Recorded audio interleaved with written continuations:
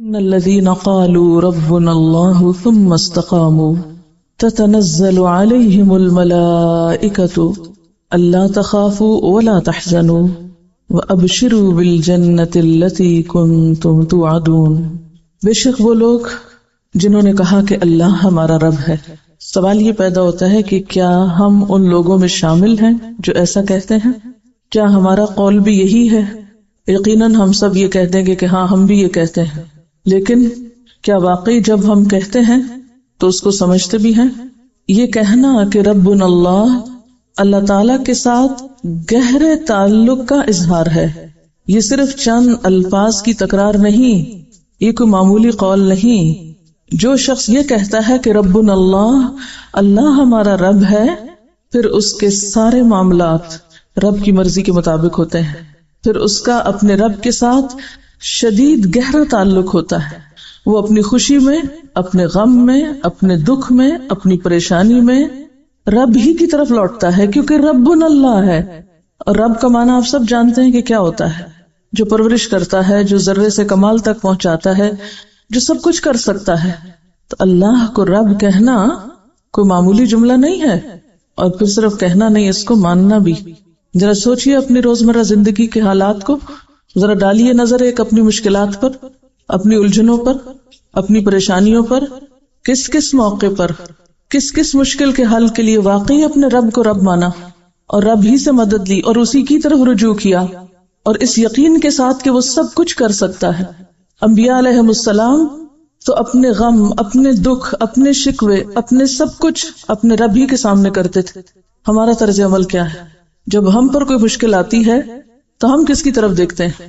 جب ہمیں کوئی بات سمجھ میں نہیں آتی تو ہم کس سے مدد لیتے ہیں؟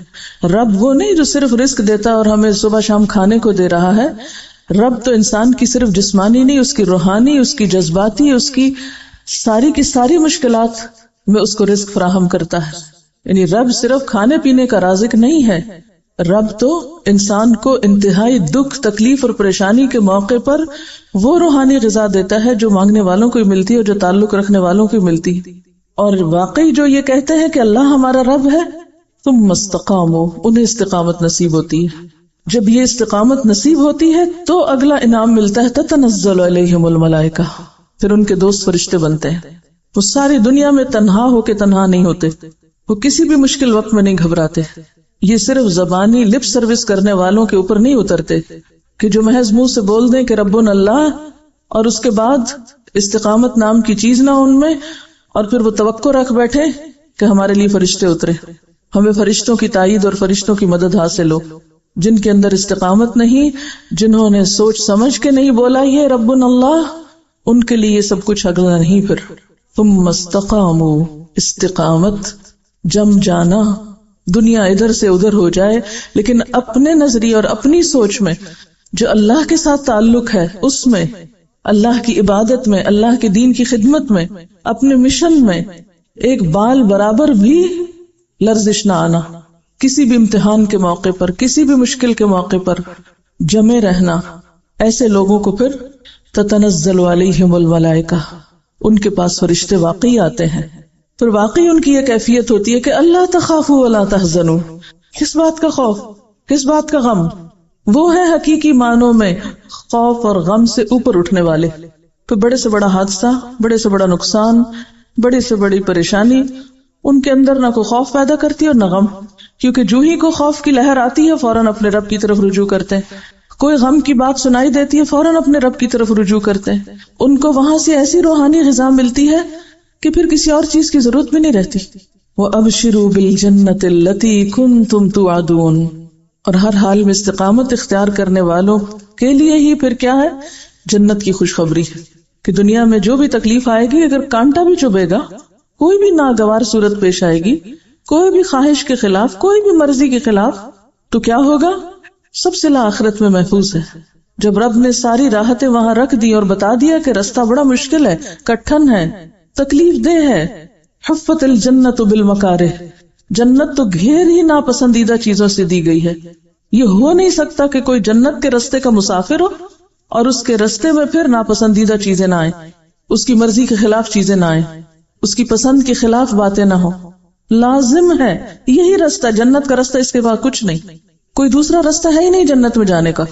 لیکن ہم کیا چاہتے ہیں؟ ہم جنت میں بھی پہنچے اور اس راستے میں ہمیں کسی بھی ناگوار اور مرضی کے خلاف کسی صورتحال کا کوئی سامنا نہ کرنا پڑے، اور یہ امر محال ہے، ممکن ہی نہیں. احسب الناس ان يتركوا ان يقولوا آمنا وهم لا يفتنون، ایسے ہی چھوڑ دیے جائیں گے؟ جنت مفت میں نہیں ملا کرتی.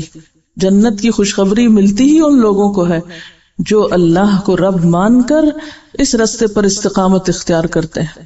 لا يخافون لومۃ لائم، پھر انہیں نہ لوگوں کی باتوں کی پرواہ ہوتی ہے نہ کسی اور چیز کا خوف ہوتا ہے، تبھی جا کر وہ جم جاتے ہیں. ایسے ہی لوگوں کو فرشتے کہتے ہیں نحن اولیاؤکم فی الحیات الدنیا وفی الآخرہ، ہم تمہارے دوست ہیں دنیا میں بھی اور آخرت میں بھی، دونوں جگہ. اور یہ چونکہ قرآن کے الفاظ ہیں اس لیے ان میں کوئی شک تو کیا ہی نہیں جا سکتا. لیکن سوچنے کی بات ہے کہ کیا ہمیں بھی کبھی فرشتوں نے وسپر کیا کہ نحن اولیاؤکم، ہم دوست ہیں، اگر سب چھوڑ بھی جائیں تمہیں تو کیا ہوا، ہم دوست ہیں تمہارے، تم کیوں غم کھاتے ہو؟ ہمیں ایسی وسپرنگز کیوں نہیں ہوتی؟ ہم مشکل اور تکلیف کے وقت میں یہ آوازیں کیوں نہیں سن پاتے؟ اس لیے کہ ہم نے ربنا اللہ صحیح معنی میں کہا ہی نہیں، ہمارے اندر صحیح استقامت آئی ہی نہیں، ہم نے خوف اور غم میں رب کو پکارا ہی نہیں، رب سے مدد لی ہی نہیں. ہم دوسروں کی طرف دیکھتے ہیں، دوسروں کے سہارے پہ جیتے ہیں. تو جو انسانوں کے سہارے پہ جیے گا وہ یقیناً مایوس ہوگا، کیونکہ ہر انسان کمزور ہے. تو نحن اولیاؤکم فی الحیات الدنیا وفی الآخرہ، اور آخرت میں بھی فرشتوں کا ساتھ انہی کو نصیب ہوگا جنہیں دنیا میں ہوتا ہے. اصل میں آخرت ہے کیا چیز؟ اب دیکھیے کہ آخرت ہمارا ایک دوسرا گھر ہے. آج ہم یہاں ہیں، کل ہمیں وہاں منتقل ہونا ہے، لازمی طور پر ہم سب کی ٹرانسفر ہونے والی ہے، کسی نے بھی یہاں نہیں رہنا، مانی ہوئی بات ہے.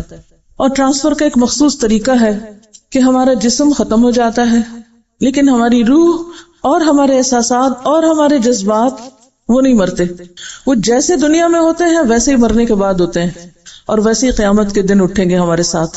اگر ہم یہاں نفس مطمئنہ ہے، قلب مطمئن ہے، یہاں استقامت ہے، یہاں خوف اور غم سے اٹھے ہوئے اوپر، اور یہاں ہمیں اللہ تعالیٰ کی مدد پہ بھروسہ ہے اور اللہ کی تائید اور فرشتوں کی دوستی پر، تو یہ سارا سیناریو وہاں بھی ایسا ہی ہوگا.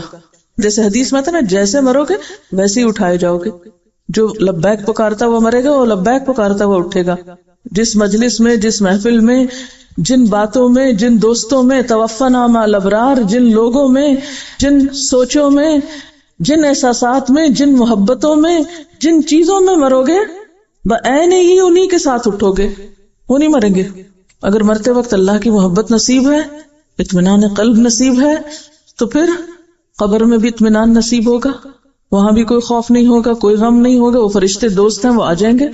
قیامت کے دن اٹھیں گے تو وہاں بھی یہی ہوگا، کوئی گھبراہٹ نہیں، کوئی فکر نہیں، کوئی پریشانی نہیں، فوراً آ پہنچیں گے دوست، فوراً اپنی تحویل میں لے لیں گے، فوراً رستہ دکھائیں گے، ہر مرحلے پر ساتھ دیں گے، کیونکہ ایسے لوگوں نے مادی سہاروں سے اوپر اٹھ کے کسی اور کو سہارا مانا ہے، اور پورے یقین کے ساتھ نحن اولیاؤکم فی الحیات الدنیا، دنیا میں بھی ساتھ ہیں تمہارے، وفی الآخرہ، اور آخرت میں. اگر آج دنیا میں ہمیں محسوس نہیں ہوتا نا، تو آخرت میں اچانک کہیں سے نہیں آ جائیں گے. ان کیفیات کو یہیں لانے کی ضرورت ہے، اور یہ کیفیات پیدا اس وقت ہوتی ہے جب انسان سچے دل سے رب کو رب مانتا ہے، اور جب انسان استقامت اختیار کرتا ہے، چاہے مرضی کے مطابق حالات ہوں یا خلاف ہوں. جو واقعی انسان اللہ کو تھام لیتا ہے، فقد استمسک بالعروۃ الوثقی لا انفصام لها، لیکن ہم نے اپنے رب کو تھاما ہی نہیں، اس کی طاقت کو جانا ہی نہیں، اس پہ پورا یقین کیا ہی نہیں. اس لیے ہماری یہ کیفیات ہوتی ہیں، اس لیے ہم گرتے پڑتے رہتے ہیں، اس لیے کبھی اس کا ہاتھ پکڑتے، کبھی اس کا سہارا لیتے ہیں، کبھی اس کا لیتے ہیں. جب تک ہم یہ شرک چھوڑیں گے نہیں، میں اسے ایک طرح کا شرک کہوں گی، کہ جو امیدیں ہمیں اپنے رب سے ہونی چاہیے وہ ہمیں انسانوں سے، جو محبت اپنے رب سے ہونی چاہیے وہ انسانوں کو دے رکھی ہے ہم نے، جو عظمت اور جو مقام اور جو بلندی رب کا ہمارے نگاہ میں ہونا چاہیے وہ ہم نے اور دوسری مادی دنیا کی چیزوں کو دے رکھا ہے. پھر جب ہم نے سہارا غیر اللہ کو بنا رکھا ہے تو مدد وہاں سے کہاں سے آئے گی؟ ہمارے کہنے اور کرنے اور معاملے میں بہت فرق ہے. ہم کہتے وہی کچھ ہے جو یہاں لکھا ہوا ہے لیکن کرتے نہیں ہیں. ہمارے روزمرہ کے معمولات اور ہماری جو روٹین ہے اس میں یہ کہیں نہیں جھلکتا، تو کہنا بھی جھوٹا پڑ جاتا ہے. اور جنت ہی وہ جگہ ہے وَلَكُمْ فِيهَا مَا تَشْتَهِي أَنفُسُكُمْ، کہ جہاں انسان کی خواہشات پوری ہو سکتی ہیں۔ ہم نے دنیا کو مرکز بنا لیا خواہشات کی تکمیل کا، اور اسی کے پیچھے پھر مرتے ہیں۔ اللہ تعالیٰ نے اپنے چنے ہوئے پیغمبروں کو نصیحت کی تھی۔ ایک حضرت داؤد علیہ السلام کے بارے میں قرآن پاک میں آتا ہے، اللہ تعالیٰ فرماتے ہیں یا داؤد انا جعلناک خلیفۃ فی الارض فاحکم بین الناس بالحق ولا تتبع الهوى فیضلک عن سبیل اللہ ان الذین یضلون عن سبیل اللہ لہم عذاب شدید بما نسوا یوم الحساب۔ اے داؤد، نام لے کے، کسی کا پرسنل نیم لے کے اسے خطاب کرنا، اور وہ خطاب بھی اللہ تعالیٰ کی طرف سے آنا، اگرچہ میسج ان کے لیے لیکن سبق ہمارے لیے ہے۔ یا داؤد انا جعلناک خلیفۃ فی الارض، ہم نے تمہیں زمین میں خلیفہ بنایا۔ داؤد علیہ السلام کو اللہ تعالیٰ نے بادشاہت دی تھی، ایک بڑا مقام دیا تھا۔ ہر شخص اپنی اپنی خلافت میں اپنی اپنی ذمہ داریوں میں ایک نہ ایک مقام رکھتا ہے۔ کلکم راع وکلکم مسئول عن رعیتہ، جس شخص پر جہاں جو کی بھی ذمہ داری ہے وہ وہیں پر ایک طرح سے خلیفہ ہے۔ ہر انسان خلیفہ ہے زمین میں، کسی کا مقام بڑا ہے اور کسی کا چھوٹا ہے، لیکن معاملہ کسی نہ کسی طرح ملتا جلتا ہی ہے۔ تو انا جعلناک خلیفۃ فی الارض، جو بھی کوئی ذمہ داری انسان کو ملتی ہے، چاہے وہ بحیثیت طالب علم کی ہو، بحیثیت استاد کی ہو، کسی بھی طرح سے، وہیں سے انسان کا امتحان شروع ہو جاتا ہے۔ فاحکم بین الناس بالحق، انسانی معاملات میں حق کا ساتھ، حق بات، ولا تتبع الهوى، خواہشات نفس کی پیروی نہیں۔ داؤد علیہ السلام پیغمبر بھی ہیں، بادشاہ بھی ہیں، ایسے دو مقام بہت کم لوگوں کو ملے۔ ان کو کہا جا رہا ہے ولا تتبع الهوى، خواہش نفس کی پیروی نہ کرنا۔ کیوں؟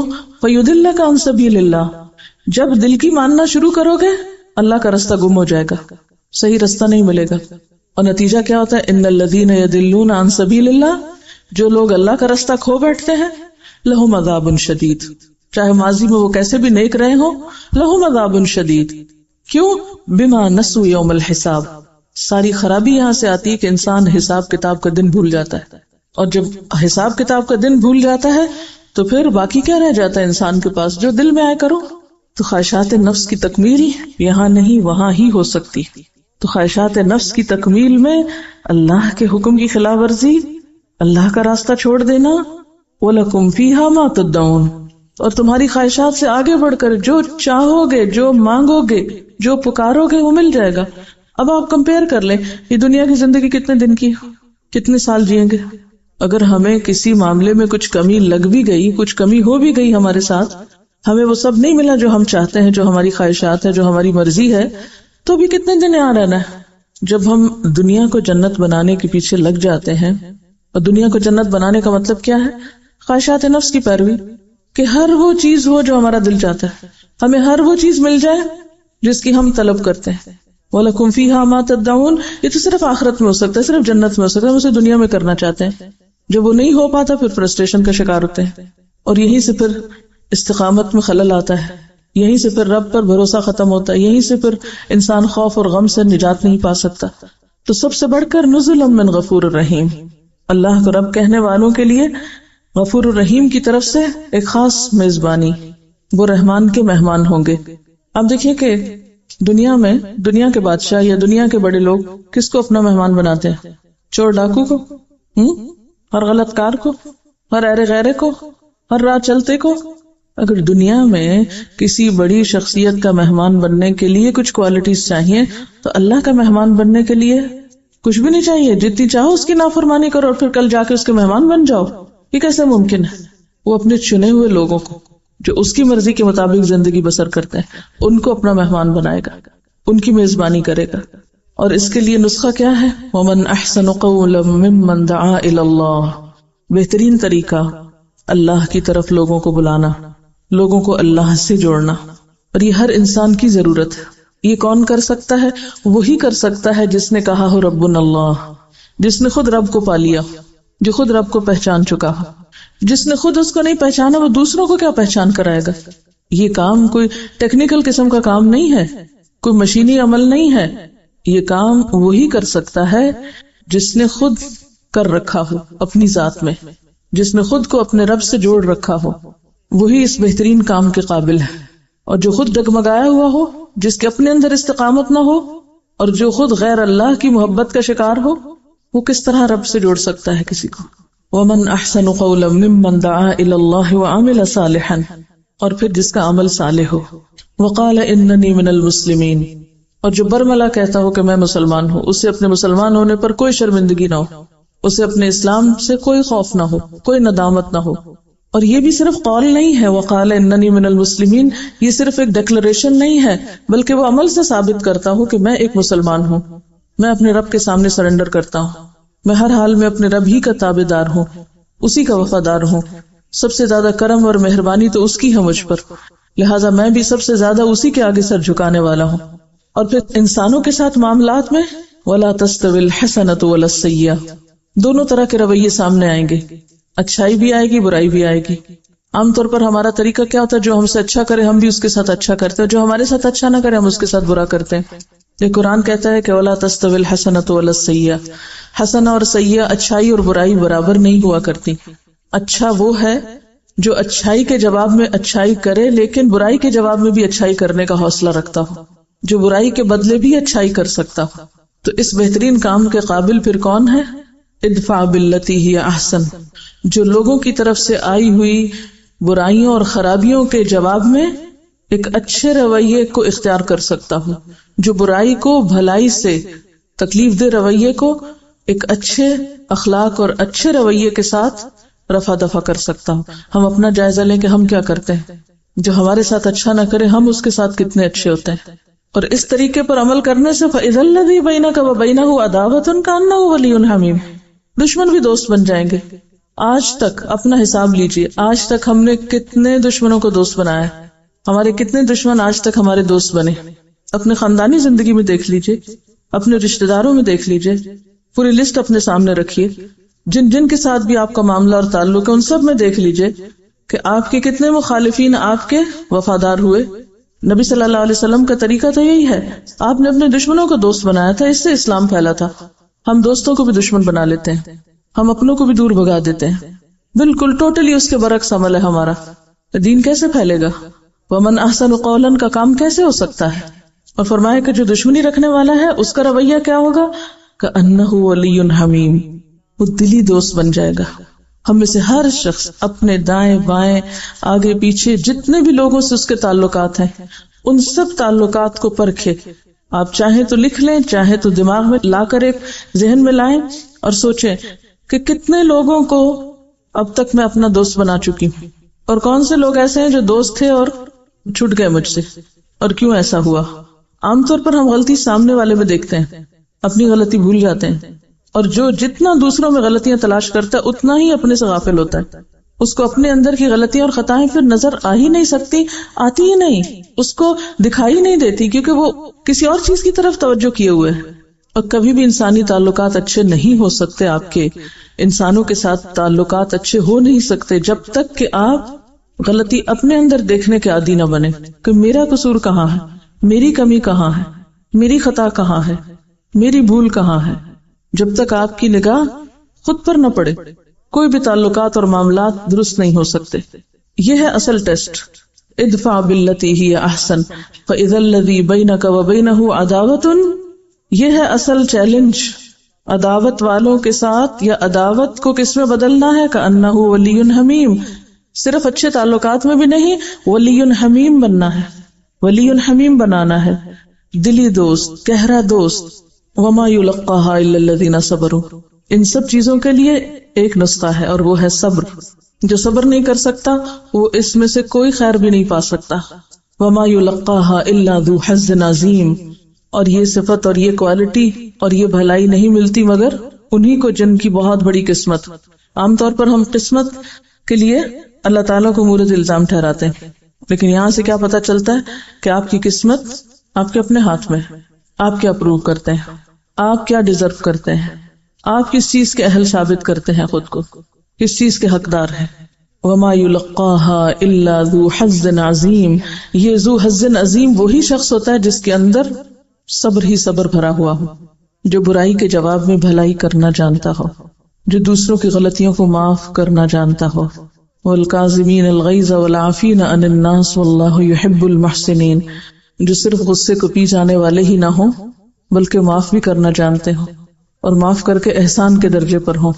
ہمارا طرز عمل کیا ہے. ہم میں سے ہر شخص کو خود کو پرکھنے کی ضرورت ہے، اور اس میں سب سے بڑی رکاوٹ شیطان کے وسوسے. وَإِمَّا يَنزَغَنَّكَ مِنَ الشَّيْطَانِ نَزْغٌ فَاسْتَعِذْ بِاللَّهِ. ابتدا جہاں سے ہوئی انتہا بھی وہیں ہوئی. علاج کیا ہے ان وسوسوں کا؟ فَاسْتَعِذْ بِاللَّهِ، اللہ سے مضبوط تعلق. اور پھر مایوسی نہیں. ہم سوچتے ہیں نہیں ہماری دعا نہیں سنی جائے گی. إِنَّهُ هُوَ السَّمِيعُ الْعَلِيمُ، وہ خوب سنتا ہے، خوب جانتا ہے. ایسا نہیں کہ نہیں سنتا، ایسا نہیں کہ دعا قبول نہیں ہوگی، سب ہوگا. تم یہ دیکھو کہ تمہاری دعاؤں میں کتنا خلوص ہے، تمہاری دعاؤں میں کتنی تڑپ ہے، اس میں یقین کتنا ہے، بھروسہ کتنا ہے، اعتماد کتنا ہے، تم نے رب کو رب مانا کتنا ہے.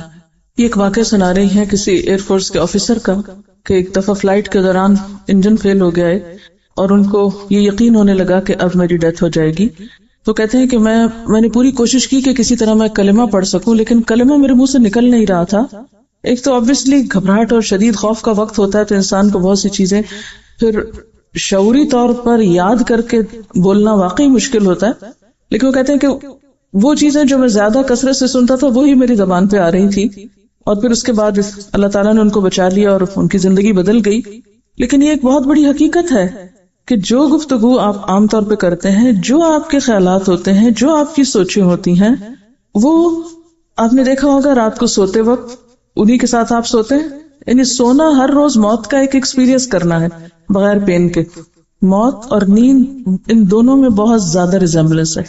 تو ہر روز جب آپ سوتے ہیں تو آپ ایک طرح سے موت کا تجربہ کرتے ہیں، بالکل گم ہو جاتے ہیں، کانشیس آپ کا اس سے ختم ہو جاتا ہے. تو جن احساسات کے ساتھ آپ سوتے ہیں، حتیٰ کہ بچوں میں آپ نے دیکھا ہوگا کہ آخری بات جس پہ بچہ ضد کر کے یا جو آپ اسے کہہ کے سوتے ہیں یا جو آپ سے مطالبہ کرتے کرتے سوتا ہے، عام طور پر جب وہ بچے اٹھتے ہیں تو اٹھتے ہی تھوڑی دیر کے بعد پھر وہی بات کرنے لگتے ہیں. اور آپ کو بھی جو فکر اور جو غم سوتے وقت ہوتا ہے، جب آپ کی آنکھ کھلتی ہے تو اس وقت بھی آپ کے اوپر وہی کیفیت طاری ہوتی ہے. یہ ایکسپیرینس ہم دنیا میں بھی کر رہے ہوتے ہیں اور قیامت کو بھی یہی ایکسپیرینس کریں گے. جو تفکرات، جو لوگوں کے بارے میں ہماری سوچ، جو پازیٹیو یا نیگیٹو تھنکنگ، اللہ تعالیٰ کے بارے میں ہمارا گمان اور یقین، ہماری محبت، ہمارے احساسات، جو کچھ بھی ہمارے ساتھ ہے، وہ جس حال میں ہم ہوتے ہیں اسی میں اینڈ ہوگا اور اسی کے ساتھ پھر دوبارہ اٹھائے جائیں گے. اصل میں یہی ہمارے امتحان ہوتے ہیں کہ خوف میں، غم میں، مشکل میں، پریشانی میں ہم اپنی اقدار کو کتنا تھامے رکھتے ہیں اور کتنے پھسلتے ہیں اور کتنا بھولتے ہیں اور کتنا چھوڑ دیتے ہیں. کوئی مشکل ہے، سب سے پہلے کیا چھوٹتا ہے؟ نماز چھوٹتی ہے عام طور پر. کوئی خوشی کا موقع ہے، سب سے پہلے کیا چھوٹتا ہے؟ نماز چھوٹتی. نماز ایک ٹیسٹ ہے نا، جو اللہ تعالیٰ کے ساتھ ہمارا ایک بونڈ یا ہمارا جو ایک تعلق ہے اس کو ظاہر کرتا ہے. تو جب ہر مشکل میں وہ بونڈ ہی ٹوٹتا ہے، وہ ظاہری تعلق ٹوٹتا ہے، بھوک ہو، نیند ہو، غم ہو، خوشی ہو، سب سے پہلے جو بریک آتی ہے وہ نماز میں آتی، یا غفلت یا ڈیلیز یا وٹ ایور. تو جب اسی سے رابطہ مضبوط نہیں ہے تو پھر باقی یہ سب کچھ کی امید اور تمنا کس لیے؟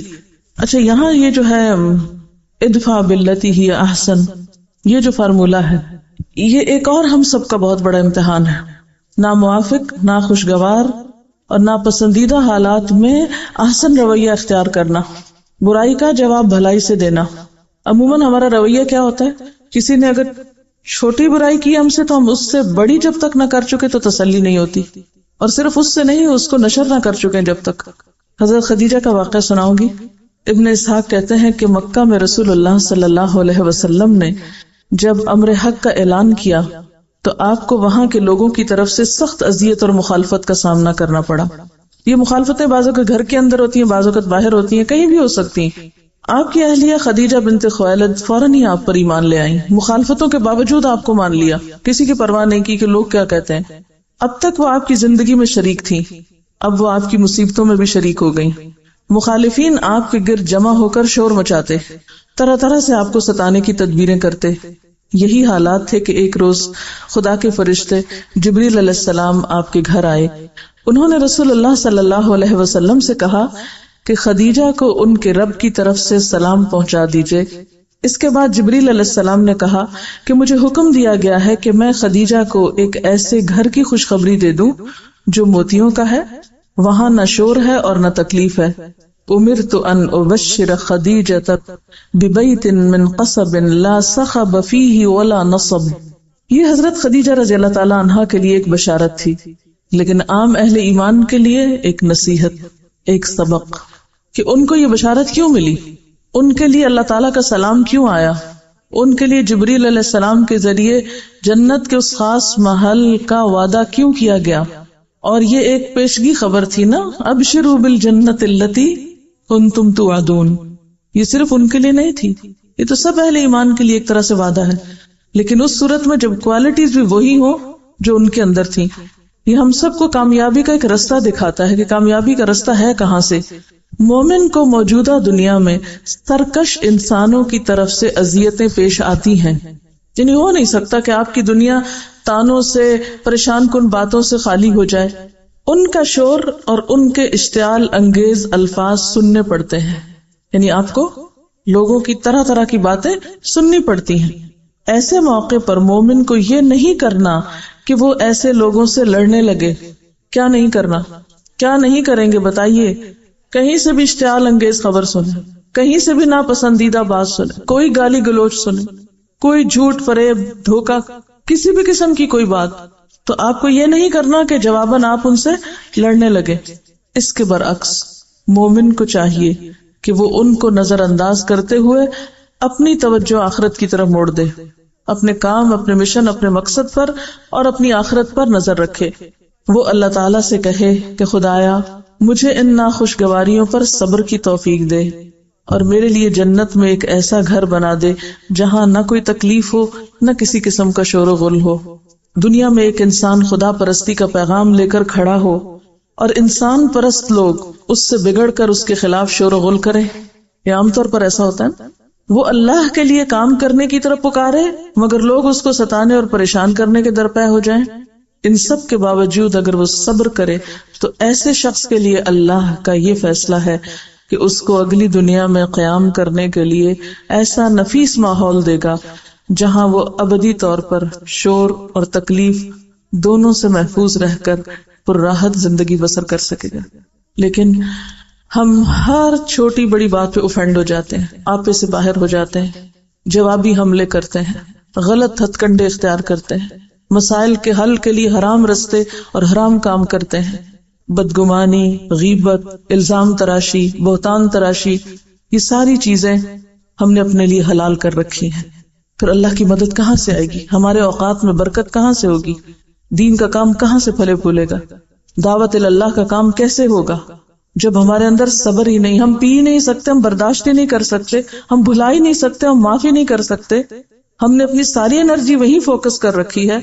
تو پھر ابشروا بالجنت، وہ خوشخبری اور وہ میٹھے بول آپ کے کانوں میں کہاں سے وسپر کریں گے؟ وہ غموں میں بھی مسکرانا کہاں سے آپ سیکھیں گے؟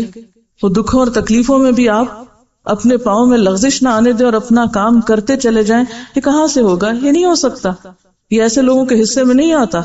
ہمیں یہ تو یقین ہوتا ہے کہ زہر کی گولی کھائیں گے تو مر جائیں گے، یقین ہے نا سب کو، لیکن ہم میں سے کتنے لوگ جھوٹ کو زہر کی گولی سمجھتے ہیں؟ غرور اور تکبر، حسد، الزام تراشی، بددیانتی، غصب، وعدہ خلافی، بے اصولی، انانینت، اپنی غلطی نہ ماننا، احسان فراموشی، خود غرضی، انتقامی کاروائیاں، اشتعال انگیزی، چھوٹی چھوٹی باتوں پہ فلیئر اپ ہو جانا، موڈ دکھانا، کیا یہ سب زہر کی گولیاں نہیں ہیں؟ ان سب کو کھا کے ہم صحت مند ہو سکتے ہیں؟ کہ یہ سب کچھ ہماری اخلاقی موت کا پیغام نہیں ہے؟ کیا یہ سب ہمارے میزان میں ہماری نیکیوں کو کھانے والے اعمال نہیں ہیں؟ لیکن ہم نے ان سب چیزوں کو اپنے لیے جائز قرار دے رکھا ہے. پھر ہم یہ توقع رکھتے ہیں کہ ہم دین کا کوئی بہت اچھا کام کر لیں. محال ہے. جب تک اپنی اس نیگیٹیوٹی پر قابو نہیں پا سکتے، اور آپ خود نہیں پا سکتے اللہ کی مدد سے، دنیا کی کوئی طاقت آپ کو کوئی بھی مدد نہیں دے سکتی، کوئی آپ کی مدد نہیں کر سکتا، کیونکہ آپ کا اپنا ارادہ نہیں ہے، آپ خود اپنے حصے کا کام نہیں کر رہے. اللہ کی مدد اس کو آتی ہے جو خود قدم اٹھاتا ہے، جو خود کوشش کرتا ہے، اور یہ صرف وہ کر سکتے ہیں جن کے اندر صبر ہوتا ہے، جو برائیوں کو دفن کرنا جانتے ہیں، جو ان سب چیزوں کو بھول سکتے ہیں. لیکن ہمارے تو دل کے آئینے میں یہی سب کچھ سجا ہوا ہے. پھر اللہ کو ہم جیسے لوگوں کی کیا ضرورت ہے؟ وہ بے پرواہ ہے، بے نیاز ہے، نہ اسے ایسے گندے لوگوں کی عبادت کی ضرورت ہے، نہ ان کی اوپر کے ذکر اذکار کی ضرورت ہے. اس تو خالص لوگ چاہیے جو واقعی اس کے معیار پہ پورے اترتے ہیں، جن کا ظاہر اور باطن نیک ہو، جن کے زبان اور دل میں موافقت ہو. کبھی اپنی اس کمزوری کا ہم نے جائزہ لیا کہ کسی نے ہمارے ساتھ اچھا نہ کیا ہو اور ہم اس کو معاف کر کے کھلے دل سے آگے بڑھ کے سلام کرنے والے اور ملنے والے ہوں، گویا اس نے ہمارے ساتھ کچھ کیا ہی نہ ہو. اور ایسا نہیں کہ ہم صرف پریٹینڈ کر رہے ہوں، واقعی ایسا کر رہے ہوں. اور جب تک ایسا کرنے کی صلاحیت ہمارے اندر نہیں، ہم خود سے اپنے اندر سے کمزور ہیں. تو اگر ہم واقعی چاہتے ہیں کہ اللہ کی مدد آئے تو اس کے لیے اپنی اس کمزوری پہ قابو پانا بے حد ضروری ہے. ان الذین قالوا ربنا اللہ ثم استقاموا. ایک ہوتی ہے استقامت اور ایک ہوتی ہے ضد اور ہٹ دھرمی اور انانینت. ہمارے اندر استقامت نام کی شے بہت کم ہے، لیکن ضد اور ہٹ دھرمی بہت ہے. جہاں ہماری سوئی اٹک جائے وہاں سے ہم ہلنے کا نام نہیں لیتے، چاہے ہم غلطی پر ہوں، مانتے نہیں. یہ ایک غلط سینس کی استقامت ہے. اور یاد رکھیے کہ ضد اور ہٹ دھرمی کا شکار لوگ خود برباد ہوتے ہیں. اس کی ایک چھوٹی سی مثال، قدرتی آفتوں میں سب سے بڑی آفت زلزلہ ہے. یعنی جتنی بھی آفتیں، طوفان، آندھی، بارش وغیرہ ہوتی ہیں، ان میں سب سے بڑی آفت زلزلہ ہے. قدیم ترین زمانے سے انسان زلزلوں کا شکار ہوتا ہے. زلزلے میں جو انسانی موتیں واقع ہوتی ہیں ان کا سب سے بڑا سبب مکانوں کا گرنا ہے. جب زلزلے کا جھٹکا آتا ہے تو مکانات اچانک گر پڑتے ہیں اور چھوٹے بڑے سب اس کے نیچے دب کے مر جاتے ہیں.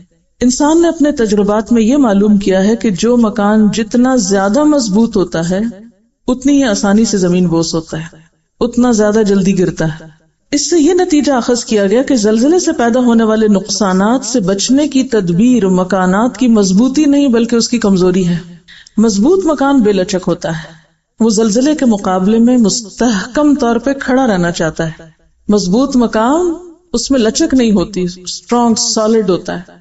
یعنی دوسرے لفظوں میں آپ یوں کہیے کہ ضد اور ہٹ دھرمی کا شکار ہوتا ہے کہ میں نے نہیں ہٹنا، تم بدل جاؤ، مجھے نہیں بدلنا.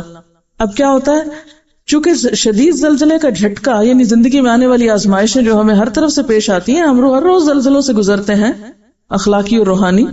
تو شدید زلزلے کا جھٹکا ہر مضبوط مکان سے زیادہ ہوتا ہے، یعنی وہ اس سے بڑا جھٹکا ہوتا ہے.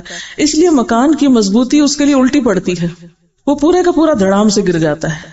اس کے برعکس مکان اگر زیادہ مضبوط نہ ہو بلکہ لچکدار ہو تو اس کے اندر زلزلے کے جھٹکے کو سہارنے کی طاقت آ جاتی ہے. زلزلہ جب جھٹکا دیتا ہے تو وہ خود بھی ہلنے لگتا ہے. اس طرح مکان کا ہلنا اس کو گرنے سے بچا لیتا ہے. زلزلہ اگر زمین کو تلپٹ نہ کرے بلکہ صرف ہلائے تو ایسے مکانات اکثر محفوظ رہتے ہیں اور اسی کے ساتھ ان مکانوں کے باشندے بھی محفوظ رہتے ہیں. اس تجربے کی روشنی میں ارتھ کوئک انجینئرنگ وجود میں آئی ہے. اس انجینئرنگ کے مطابق زلزلے کے علاقوں میں ایسے مکانات بنائے جاتے ہیں جن کا ڈھانچہ فلوٹنگ فاؤنڈیشن کے اصول پہ بنایا جاتا ہے. چنانچہ جب زلزلے کا جھٹکا آتا ہے تو ایسا مکان ہل کر رہ جاتا ہے لیکن گرتا نہیں. 1989 میں سان فرانسسکو میں شدید زلزلہ آیا مگر وہاں پر صرف 275 موتیں ہوئی، جبکہ جون 1990 میں اسی قسم کا زلزلہ شمالی ایران میں آیا تو 60,000 لوگ مارے گئے. اس فرق کا سبب یہ تھا کہ سان فرانسسکو میں لچکدار مکان بنے ہوئے تھے. آپ کو پتا کہ وہاں عموماً مکان لکڑی کے بنے ہوتے ہیں نا. اس وقت بہت قریب سے میں نے وہ سب دیکھا کہ اکثر گھر لکڑی کے بنے، اس ڈھانچے کے اوپر بس وہ باقی وہ پالشنگ کر دیتے ہیں جس چیز کی بھی کرنی ہو، لیکن خود مکان اتنے سالڈ نہیں ہوتے. ایران میں اینٹ اور سیمنٹ کے مضبوط مکانات ہیں. یہ قدرت کا سبق ہے جو بتاتا ہے کہ موجودہ دنیا میں حادثات سے بچنے کی تدبیر کیا ہے. وہ تدبیر یہ ہے کہ آدمی اس دنیا میں اکڑ کے ساتھ نہ رہے بلکہ تواضع کے ساتھ. اکڑ آپ کو توڑ دے گی، اخلاقی طور پہ ناکام ہو جائیں گے. لیکن جو خود جھکنا جانتا ہے، جس کے اندر تواضع ہے، ہمبل ہے، جو شخص جو معاملات میں معاف کرنا بھی جانتا ہے اور ایسی ساری چیزوں کو پھر ان سب چیزوں کا علاج کس طرح کرتا ہے، ان الذین قالوا ربنا اللہ ثم استقاموا، اور اسی سنت کے طریقے پر عمل کرتے ہوئے اذا حزبہ امر فزع الی الصلاۃ. وہ اپنی طاقت پہ یقین نہیں رکھتا کہ میں کتنا اسٹرانگ ہوں، وہ اللہ کی طاقت پہ یقین رکھتا ہے کہ اصل مدد وہاں سے آئے گی. یعنی اللہ پر ایمان اور یقین اور وہ جو استقامت کی کیفیت ہے وہ انسان کے اندر ہو، لیکن بظاہر انسان ہمبل ہو، متواضع ہو، جھکا ہوا ہو. ضد عموماً ریاکشن کے طور پر ہوتی ہے. ضد ایک ریاکشنری رویہ ہے. عام طور پر ہم یہ کہتے ہیں، ایک جملہ بولتے ہیں کہ میں غلط بات نہیں برداشت کر سکتی. تو بات یہ کہ صحیح بات تو سب کو برداشت کر لیتے ہیں، غلط کو برداشت کرنے کا معنی کیا ہے کہ اس میں ایک ریاکشنری رویہ نہ ہونا. اس کا یہ مطلب نہیں کہ آپ غلط بات کو صحیح کہنے لگے. غلط بات تو غلط ہے، لیکن اس غلط چیز کا جو ریاکشن ہوتا ہے ہمارا عموماً، یعنی ایک چیز ہماری مرضی کے خلاف ہے یا ناپسند ہے تو اس میں ایسا نیگیٹو ری ایکشن کہ جس سے معاملہ درست نہ ہو بلکہ اور بگڑے، اصلاح نہ ہو بلکہ فساد ہو، تو یہ طرز عمل غلط ہے. اسی طرح استقامت ہے کہ زندگی میں جو آپ نے اچھی نیتیں اور ارادے کیے ہوئے ہیں کسی بھی اچھے کام کے کرنے کے، ان میں آپ ایک کنسسٹنسی کے ساتھ چلتے چلے جائیں. ان ارادوں کی تکمیل میں نہ کسی کی تعریف، نہ کسی کی تنقید، نہ کسی اچھے حالات اور نہ برے حالات، کوئی چیز اس میں آپ کو نہ ہلا سکے، یعنی بڑے سے بڑا زلزلہ آپ کو گرا نہ سکے. ٹھیک ہے. ضد کیا ہے کہ آپ لوگوں کے، یعنی وہی راستہ آپ نے اختیار کیا ہوا ہے، اب آپ کی مرضی کے خلاف کوئی چیز آ گئی، آپ نے اپنا کام تو چھوڑ دیا، آپ کہاں اکڑ کے کھڑے ہو گئے اس کا مقابلہ کرنے یا اس کے مقابلے میں، اس کی تنقید کا جواب دینے میں یا اس کی تعریف میں، یعنی کبھی پھسلیں اور کبھی ایک منفی رویے میں اپنی صلاحیتوں کو برباد کریں. ہر چیز نیگیٹو اور پازیٹو ساتھ ساتھ چلتی ہے نا انسان کے. یہ نہیں ہو سکتا کہ کسی میں استقامت ہو مگر ضد نہ ہو. دونوں چیزیں ہیں. اور امتحان کے لیے نا الہمہا فجورہا و تقواہا، انسان جو ازداد یا کنٹرڈکشنز کا مجموعہ ہے، دونوں چیزیں ہوتی. جب انسان کا بیلنس خراب ہوتا ہے، یعنی جب آپ کے دین کے کام میں استقامت متزلزل ہوتی ہے تو آپ ضد انا کا شکار ہو جاتے ہیں، یعنی ادھر وہ چیز بڑھ جاتی ہے. اور جب آپ اپنے اصل مشن میں استقامت کے ساتھ چل رہے ہوتے ہیں تو یہ چیزیں تھوڑی بہت آتی جاتی ہیں اور ان کو آپ ساتھ ساتھ ہٹاتے چلے جاتے ہیں. یعنی یہ ہوں گی دونوں ہی چیزیں، چھٹکارا نہیں ہو سکتا اس نیگیٹیوٹی سے، لیکن یہ کم ہو سکتی ہے اس تناسب سے جتنی آپ کی ایک پازیٹو کام کے کرنے میں جماؤ زیادہ ہے یا فوکس زیادہ ہے یا آپ کی کنسنٹریشن زیادہ ہے. یہ بالکل ایسی نا جیسے آپ پڑھ رہے ہیں، پڑھتے پڑھتے ایک مکھی آ جاتی ہے، ہاں اب آپ کی استقامت کیا ہے؟ پڑھتے رہیں. اور مکھی کو، اور دوسرا طریقہ کیا ہے؟ کتاب کریں بند اور مکھی کے پیچھے بھاگنا شروع کر دیں. بہت سے لوگ زندگی میں یہ رویہ اختیار کیے ہوتے ہیں. وہ ایک مکھی اتنا ان کو بادر کرتی ہے کہ وہ اپنا کام چھوڑ کے بیٹھ جاتے ہیں. ناپسندیدہ ناگوار صورتحال ہر روز پیش آئے گی، ہر دم پیش آئے گی. آپ کا امتحان کیا ہے کہ آپ مکھی کے مقابلے کے لیے تلوار استعمال کر رہے ہیں یا توپ استعمال کر رہے ہیں یا کسی اور طریقے سے اس کو ختم کیا جا سکتا ہے. ان الذین قالوا ربنا اللہ، بے شک وہ لوگ جنہوں نے کہا کہ اللہ ہمارا رب ہے. ہم بھی انہی لوگوں میں شامل ہیں جو یہ دعویٰ کرتے ہیں. لیکن سوچنے کی بات یہ کہ واقعی جو کچھ ہم کہتے ہیں وہ سمجھتے بھی ہیں. اس بات کو اپنے اوپر ہم لے کر دیکھیں کہ اللہ میرا رب ہے. کیا میں ان لوگوں میں شامل ہوں جنہوں نے اللہ ہی کو اپنا رب مان لیا ہے؟ یعنی رب ماننے کا تقاضا مجھے معلوم ہے. کیا اللہ کو رب مان کر میں اپنی خوشی، غم، پریشانی اور دکھ میں اسی کی طرف رجوع کرتی ہوں، یا اپنی مشکلات کے حل کے لیے غیر رب سے توقعات رکھتی ہوں؟ کیا میں اللہ کو رب ماننے کے بعد اللہ کے دین پر استقامت اختیار کیے ہوئے ہوں؟ کیونکہ جب انسان اللہ کو رب مانتا ہے تو پھر ہو نہیں سکتا کہ اس کو بھول جائے، اس کا دامن چھوڑ دے یا اس کے دین کا راستہ چھوڑ دے. ان دین پر استقامت کا حال کیسا ہے؟ اور جو شخص اللہ کو رب مانتا اور استقامت اختیار کرتا ہے پھر اس کی زندگی سے خوف اور غم دور ہونے لگتے ہیں اور فرشتوں کی سرگوشیاں سنائی دینے لگتی ہیں کہ اللہ تخافوا ولا تحزنوا وابشروا بالجنۃ التي كنتم توعدون. کیا انتہائی رنج اور غم اور مشکل وقت میں میرے دل کی کیفیت اور حالت ایسی ہوتی ہے. پھر یہ کہ دین کے کام میں جب کوئی ناگوار صورتحال پیدا ہوتی ہے تو میرا رد عمل کیا ہوتا ہے؟ دین پر استقامت، اطمینان، یا پھر خوف، غم، غصہ، مایوسی اور بددلی؟ کیونکہ جو اللہ کو رب مان لیتا ہے اس کا عملی رویہ مختلف ہوتا ہے. کیا مشکلات کے وقت مجھے ایسا محسوس ہوتا ہے کہ فرشتے میرے دوست ہیں؟ میں تنہا نہیں ہوں، تنہا ہو کر بھی نحن اولیاؤکم فی الحیات الدنیا وفی الآخرہ.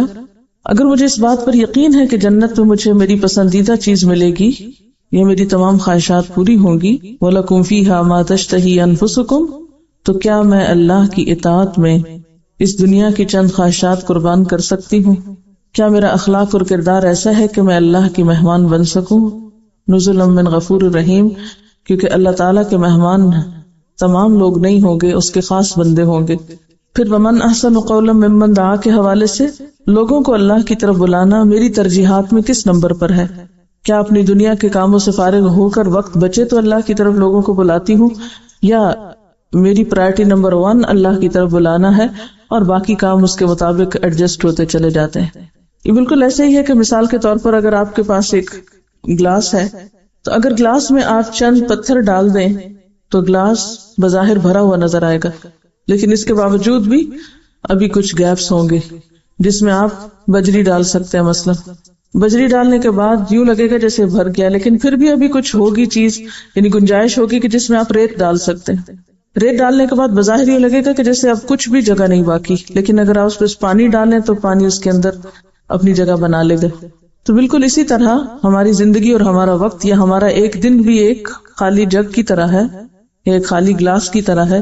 اس کو ہمیں یا تو پہلے درجے پہ پانی سے بھر دینا یا ریت سے بھرنا ہے یا بجری سے یا پتھر سے. تو ترجیحات کا تعین بے حد ضروری ہے. اگر آپ پہلے ہی پانی بھر دیں گے تو پھر باقی چیزوں کی گنجائش کم بچے گی. اگر پہلے ریت بھر دیں گے تو پتھر نہیں جائیں گے اس میں، اگر پہلے بجری بھر دیں گے تو بڑے پتھر نہیں جائیں گے. تو سب سے پہلے آپ کو کیا ڈالنا ہے اس میں؟ بڑے پتھر، یعنی بڑے بھاری کام، ذمہ داریاں. بڑی ذمہ داریاں، اہم ترین کام، اہم ترین چیزیں سب سے پہلے جانی چاہیے. فرائض کی ادائیگی، ذمہ داریوں کی ادائیگی. یعنی جب آپ اپنا وقت استعمال کرنے لگے تو نمبر 1 فرائض کی ادائیگی کو اس میں رکھے، پھر اس کے بعد نمبر 2 جو اس سے کم ہو، نمبر 3 جو اس سے کم ہو، نمبر 4 جو اس سے کم ہو. تو اسی وقت میں اسی دن میں سب کچھ آ جائے گا. لیکن عموماً ہمارا حال کیا ہوتا ہے کہ ہم اپنے وقت کا استعمال کس طرح کرتے ہیں؟ غیر ضروری، غیر اہم اور بعض اوقات فضول چیزوں سے اپنے وقت کو بھر لیتے ہیں، اور جب اہم کاموں کا وقت آتا ہے تو پھر کہتے ہیں ہمارے پاس وقت نہیں.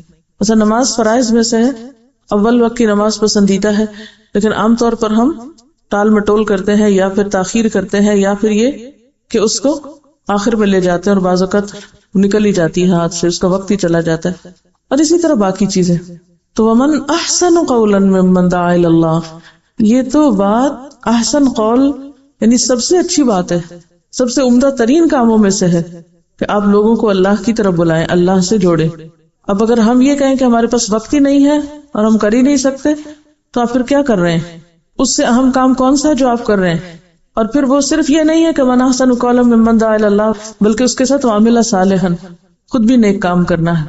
تو ومن احسن قولا ممن دعا الی اللہ کے تحت لوگوں کو اللہ کی طرف بلانا اور نیکیوں کا شوق رکھنا میری ترجیحات میں کس نمبر پر ہے؟ اور پھر یہ کہ وعمل صالحا کے مطابق کیا میں جو کہتی ہوں وہ کرتی بھی ہوں، کیونکہ صرف لوگوں کو نہیں بلانا بلکہ خود بھی کرنا ہے. وقال اننی من المسلمین، اور اس بات کا اظہار کہ میں مسلمانوں میں سے ہوں. کیا مجھے اپنے مسلمان ہونے پر شرمندگی یا جھجک تو نہیں؟ یعنی میں برملا لوگوں کو کہہ سکتی ہوں کہ ہاں میں اللہ کی تابعدار ہوں، اللہ کی فرما بردار ہوں. یعنی عموماً ایسا ہوتا ہے نا کہ جب آپ دین کے کسی حکم پر عمل کرنے لگتے ہیں تو لوگ اس پر آبجیکٹ کرتے ہیں اور کہتے ہیں کہ تم بھی عجیب شخص ہو، اس کے کرنے کی کیا ضرورت ہے، یا یہ کام بھی کوئی اہم کاموں میں سے ہے. اگر آپ خود ایک لسٹ بنا سکتے ہیں کہ کون کون سے کام معاشرے کی نظر میں اہم نہیں ہے، اور جب لوگ ان کو کرنے لگتے ہیں تو وہ ان کی نظر میں اجنبی ہو جاتے ہیں. مثلاً قرآن کا پڑھنا، سیکھنا، سکھانا، اپنے فرائض کی ادائیگی کرنا، ہر موقع پر اپنے حیا کا پاس رکھنا، اپنے لباس کا خیال کرنا، یہ تمام وہ چیزیں ہیں جو معاشرے میں اس وقت ایک اجنبی بن گئی. تو ایسے میں ہماری کیفیت اور ہماری حالت کیا ہوتی، ہم کیا کرتے ہیں؟ وقال اننی من المسلمین، کیا آپ کہہ سکتے کہ میں تو مسلمان ہوں، میرے اسلام کا تقاضا یہ ہے کہ میں یہ سب کچھ کروں. امت مسلمہ کی حیثیت سے جو آپ کی ذمہ داریاں ہیں ان کو ادا کرنا. اکثر ایسے ہی ہوتا ہے کہ لوگ کہتے ہیں کہ اب ایک عورت کی ذمہ داریوں میں یہ تھوڑی ہے کہ وہ دوسروں کو بھی دین کی طرف بلائے، اس کی تو عبادت ہی ہے کہ بس صرف گھر کے کام کر لے اور کافی. کیا صحابیات کی زندگی ایسی ہی تھی کہ انہوں نے صرف اپنے گھروں کو ہی سجایا اور بنایا اور دین کی خدمت کو کوئی کام نہیں کیا؟ کیا برائی اور بھلائی اپنی نوعیت اور انجام میں برابر ہیں؟ کیونکہ قرآن تو کہتا ہے لا تستوی الحسنۃ ولا السیئۃ ادفع بالتی ہی احسن. کیا میں برائی کے بدلے میں بھی اچھائی کر سکتی ہوں؟ یہ ہے اصل امتحان. کیا میں برائی کے بدلے میں اچھائی کر سکتی ہوں؟ جب لوگ میرے ساتھ اچھا نہ کریں تو کیا میں پھر بھی اچھا کرنے کی سخت رکھتی ہوں؟ عام طور پر ہم جب کوئی ہمارے ساتھ اچھا نہ کرے تو ہم بھی جواب میں کیا سمجھتے ہیں کہ اب بدلہ لینا ہمارا حق ہے، ہم کمزور نہیں ہیں، ہم ثابت کرنا چاہتے ہیں کہ ہم بھی جان رکھتے ہیں. لیکن قرآن تو بالکل اس سے برعکس چیز بتاتا ہے کہ اچھائی کے لیے کیا کرو، برائی کے بدلے میں اچھائی کرو. صرف اچھائی کے بدلے میں اچھائی نہیں، برائی کے بدلے میں اچھائی. اور جب تک یہ اخلاق ہمارے اندر پیدا نہیں ہوگا تو من احسن قولا ممن دعا الی اللہ کا عمل ہو ہی نہیں سکتا. پھر سوال ہے کہ کتنے لوگ ایسے ہیں جو میرے دوست تھے لیکن اب مخالف ہیں، ایسا کیوں ہوا؟ یعنی کتنے ہی لوگ میرے آس پاس ایسے تھے جو میرے چاہنے والے تھے لیکن اب وہ میرے مخالفین میں شامل ہیں، کیا اس میں آپ کا قصور تو نہیں کہ آپ نے برائی کے بدلے میں اچھائی نہ کی ہو؟ کہیں ایسا تو نہیں کہ برائی کے بدلے میں ان کی طرف سے آنے والی تکلیف یا اس کے بدلے میں آپ نے بھی ویسا ہی بے رخی کا رویہ دکھایا ہو؟ کیا میں اپنی عاقبت کو بہتر بنانے کے لیے مشکل مراحل میں صبر کا رویہ اختیار کر سکتی ہوں؟ ادفع باللتی ہی احسن فاذا الذی بینک وبینہ عداوۃ کأنہ ولی حمیم وما یلقاها الا الذین صبروا. یہ سب کچھ صبر کا تقاضا کرتا ہے، لیکن جب ہم صبر کا رویہ اختیار کرنے لگتے ہیں تو شیطان وسوسے ڈالتا ہے، وہ کہتا ہے یہ تو کمزور لوگوں کا کام ہے. تو اگر اللہ کے دین کا کام کرتے ہوئے شیطان مجھے وسوسہ ڈالے تو میں کیا کرتی ہوں؟ یعنی اس اخلاق کو اختیار کرنے میں وما یلقاها الا الذین صبروا وما یلقاها الا ذو حظ عظیم واما ينزغنک من الشیطان نزغ فاستعذ باللہ. تو کیا میں واقعی اللہ سے مدد طلب کرتی ہوں، اور کیا میں یقین رکھتی ہوں کہ انہ هو السمیع العلیم ہے؟ کیا میری دعا میں اتنا یقین، خلوص، تڑپ اور بھروسہ ہے اللہ کی ذات پر کہ واقعی مجھے محسوس ہو کہ اللہ نے میری دعا سن لی ہے؟ اور اگر یہ سب کچھ نہیں ہے میرے اخلاق میں، یعنی یہ ساری باتیں جو اوپر گزری ہیں، پھر میرے لیے لمحہ فکریہ ہے کہ میرا قرآن کے ساتھ تعلق کیسا ہے. سب سے زیادہ بدقسمت انسان وہ ہے کہ جس نے رب کو نہ پایا ہو، جو رب کو نہ پہچانے، اس کی عظمت کو نہ جانے. سیریا یا شام کے ایک پروفیسر ہیں استاذ خوزی الرفاعی، وہ ایک سفر کے تحت اندلس گئے، اسپین گئے. وہاں انہوں نے غرناطہ میں الحمرا نامی محل دیکھا جو مسلم دور حکومت میں بہت اہتمام سے بنایا گیا. اپنے سفر نامے میں انہوں نے جو باتیں لکھی ان میں سے ایک یہ ہے کہ وہاں ایک دیوار پر ایک قصہ لکھا ہوا ہے. کہا جاتا ہے کہ میکسیکو کا ایک سیاح جس کا نام آری ایکاسا تھا، وہ اپنی بیوی کے ساتھ الحمرا کو دیکھنے کے لیے یہاں آیا، اور جب کہ وہ اس کی کشش سے غیر معمولی متاثر ہو کر اس کو دیکھنے میں محو تھا، یعنی اتنا محو تھا اس کو دیکھنے میں کہ اس نے ایک اندھے فقیر کو دیکھا جو اس کی بیوی کے قریب ہو کر اس سے صدقہ مانگ رہا تھا. سیاح نے اپنی بیوی سے کہا کہ اے خاتون، اس کو زیادہ دو اور خوب دو، کیونکہ دنیا میں اس سے بڑی بدبختی اور کوئی نہیں کہ آدمی غرناطہ میں اندھا ہو، یعنی غرناطہ میں رہے اور اندھا ہو اور وہ الحمرا نہ دیکھ سکے. تو اس سیاح کو سب سے زیادہ بدبختی کیا نظر آئی کہ ایک شخص الحمرا کے سامنے کھڑا ہو اور وہ آنکھوں سے محروم ہو اور اس محل کو دیکھ نہ سکے. مگر ایک اور بدبختی ہے جو اس قسم کی سب بدبختیوں سے زیادہ بڑی بدبختی ہے اور جو آخرت میں پیش آئے گی. وَمَنْ كَانَ فِي هَذِهِ أَعْمَى فَهُوَ فِي الْآخِرَةِ أَعْمَى وَأَضَلُّ سَبِيلًا. جو شخص اس دنیا میں اندھا رہا اور آخرت میں بھی وہ اندھا ہی رہے گا، وہ آخرت میں بھی اندھا ہی رہے گا اور بہت زیادہ دور ہوگا راستے سے. اضل سبیلا یعنی رستہ کھو دے گا. آخرت وہ جگہ ہے جہاں اللہ رب العالمین اپنے تمام جمال اور کمال کے ساتھ جلوہ فرما ہوگا. وہاں انسان اپنے رب کو اس طرح دیکھے گا جیسے موجودہ دنیا میں 14ویں کے چاند کو دیکھتا ہے، جیسے حدیث میں آتا ہے. ایسی حالت میں وہ شخص کتنا زیادہ بدبخت ہوگا جو اللہ کی ہستی کو دیکھنے سے محروم ہوگا، جو ہر قسم کے جمال اور کمال کا سرچشمہ ہے، منبع ہے. حدیث میں آتا ہے رسول اللہ صلی اللہ علیہ وسلم نے فرمایا کہ جب جنت والے جنت میں اور دوزخ والے دوزخ میں داخل ہو چکے ہوں گے تو ایک پکارنے والا پکارے گا کہ اے اہل جنت، تمہارے لیے اللہ تعالیٰ کا ایک وعدہ ہے، وہ چاہتا ہے کہ اس کو تمہارے لیے پورا کرے. اہل جنت کہیں گے کہ وہ کیا ہے، وہ کون سا وعدہ ہے؟ انک لا تخلف المیعاد، وہ کون سا وعدہ ہے کہ جو اللہ تعالیٰ پورا کرے گا. اہل جنت کہیں گے کہ وہ کیا ہے؟ کیا ہمارے پلڑے بھاری نہیں کر دیے گئے؟ کیا ہمارے چہروں کو روشن نہیں کر دیا گیا اور اللہ تعالیٰ نے ہم کو جنت میں داخل کر دیا اور آگ سے بچا لیا؟ جب یہ سب ہو جائے گا تو پھر ایک پردہ اٹھے گا، ایک پردہ کھولا جائے گا، پھر وہ اپنے رب کو دیکھنے لگیں گے. بس خدا کی قسم کوئی نعمت جو اللہ نے انہیں دی ہے وہ ان کے لیے اللہ کو دیکھنے سے زیادہ محبوب نہ ہوگی اور نہ اس سے زیادہ ان کی آنکھوں کو ٹھنڈی کرنے والی کوئی چیز ہوگی. لیکن بات یہ ہے کہ آخرت میں اللہ کا دیدار انہی لوگوں کو حاصل ہوگا جو دنیا میں اس کو پالے، اس کو پہچان لے، جو غیب کے پردے میں اس کو دیکھنے کے لائق ہو جائے، جن کا اپنے رب پر ایسا اعتماد اور بھروسہ اور یقین ہو کہ وہ کسی بھی حال میں ہوتے ہوئے اس سے بے پرواہ نہ ہو، چاہے کھا رہے ہوں، پی رہے ہوں، سو رہے ہوں، جاگ رہے ہوں، چل رہے ہوں، پھر رہے ہوں، دنیا کے کاموں میں ہوں، نماز میں ہوں، ہر حال میں ان کی توجہ اور ان کا دھیان اور ان کے دل کی دھڑکن ان کے رب کی یاد کے ساتھ ہو. والذین آمنوا اشد حبا للہ، اسی کیفیت کا نام ہے. پھر ہر خوف، ہر مشکل، ہر پریشانی، ہر غم کے موقع پر سب سے پہلے اسی کی یاد آئے اور اسی کے آگے انسان جھک جائے اور اسی سے مدد مانگے اور اسی سے سکون پائے اور ہر غیر اللہ کو نگیٹ کر دے، اللہ کے سوا ہر دوسری چیز پر لکیر پھیر دے. تو جو شخص اس دنیا میں اللہ تعالیٰ کی نشانیوں کو دیکھتے ہوئے، اس کی قدرتوں کو دیکھتے ہوئے اسے نہ دیکھ پائے، من کان فی ہذہ اعمی فہو فی الآخرۃ اعمی، جس کو رب یہاں نہیں ملا اسے وہاں بھی نہیں ملے گا. تو رب کے ساتھ ایک لاپرواہی کا تعلق اور ڈھیلا ڈھالا سا تعلق اور بس کبھی ہوا تو اس کی طرف متوجہ ہو گئے، یہ کافی نہیں، اس سے آگے جانے کی ضرورت ہے. اور انسان پر ایسی کیفیات گزرے کہ اللہ کی یاد آئے تو واقعی آنکھوں سے آنسو بہہ پڑے. قیس بن حازم ایک تابعی ہیں، حضرت عبداللہ بن رواحہ صحابی کے بارے میں بتاتے ہیں کہ وہ اپنا سر اپنی بیوی کی گود میں رکھے ہوئے تھے کہ رو پڑے. ان کی بیوی بھی رونے لگی. انہوں نے اپنی بیوی سے کہا کہ تم کو کس چیز نے رلایا؟ بیوی نے کہا میں نے آپ کو روتے ہوئے دیکھا تو میں بھی رو پڑی.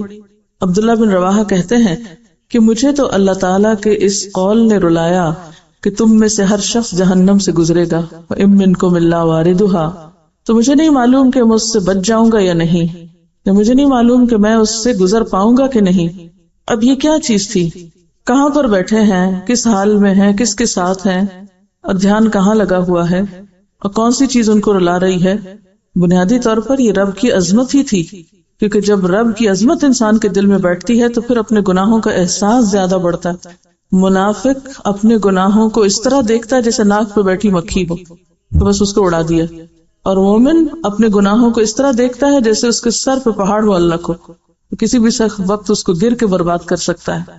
یعنی رب کو پانا کوئی محض زبان کا یہ الفاظ کا کھیل نہیں ہے کہ انسان کہ میں نے پا لیا، یا رب کی یاد محض کوئی انگلیوں پر گھمائی جانے والی چیز نہیں ہے، یہ صرف زبان کی کوئی پریکٹس نہیں ہے.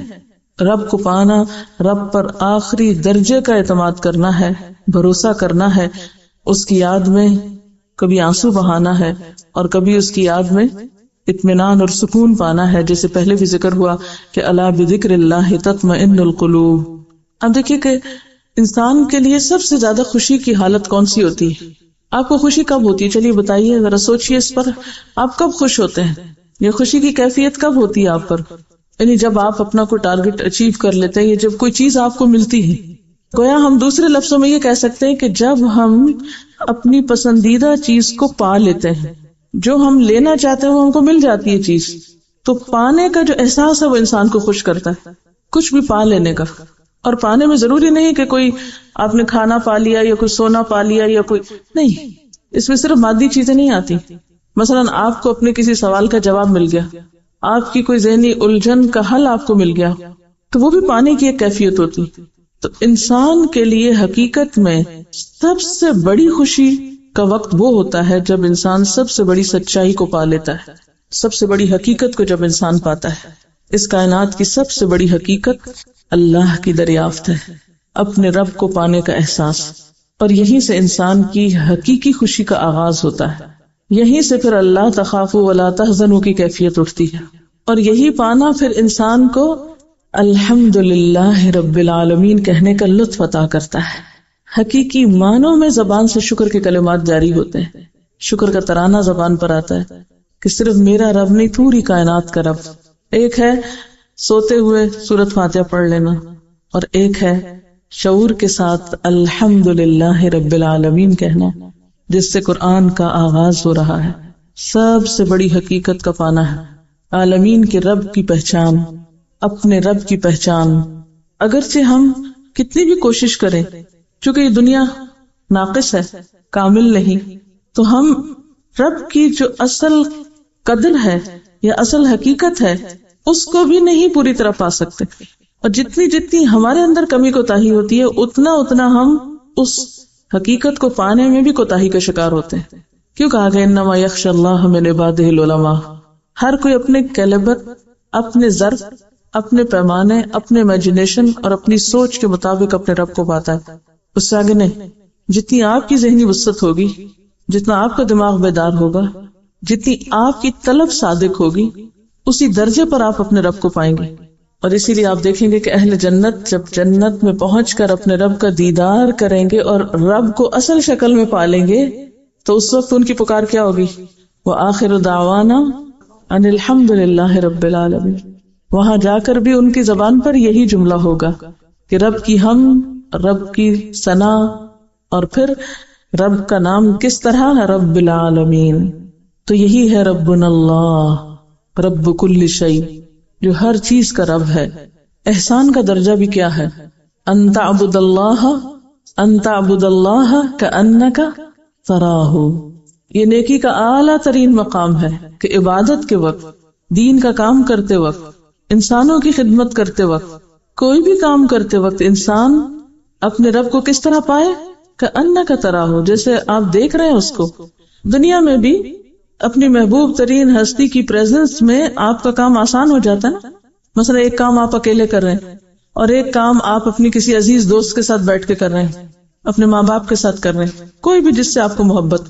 کیا فرق ہوتا ہے اس کے ساتھ مل کے کام کرنے میں اور تنہا کرنے میں؟ ہوتا ہے فرق کوئی؟ کیا ایک سپورٹ تو ہوتی ہے لیکن فیلنگ کیا ہوتی ہے؟ بھاری سے بھاری کام آسان ہو جاتا ہے، مشکل سے مشکل کام بہت چھوٹا ہو جاتا ہے. تو دین کا کام تو ایک ہے ہی بھاری کام، یہ آسان ہو ہی نہیں سکتا جب تک کہ آپ اپنے رب کو نہیں پاتے. جب آپ اپنے رب کو پاتے ہیں نا پھر آپ کو تنہائی بھی اچھی لگتی ہے. جب آپ اپنے رب کو پا لیتے ہیں نا تو آپ کو اس کے راستے میں دینا، خرچ کرنا بھی بہت اچھا لگتا ہے، آپ کو ایک لطف آتا ہے. پھر آپ کو سجدہ بھی بہت اچھا لگتا ہے، پھر ہر نیکی کا کام اچھا لگتا ہے کیونکہ آپ اس کو پائے ہوئے ہیں. پھر لوگوں کے شکوے، لوگوں کی تکلیفیں، لوگوں کی طرف سے آنے والی اذیتیں، لوگوں کی باتیں، لوگوں کی تنقید، لوگوں کی خرافات، ان سب چیزوں سے انسان اوپر اٹھ جاتا ہے.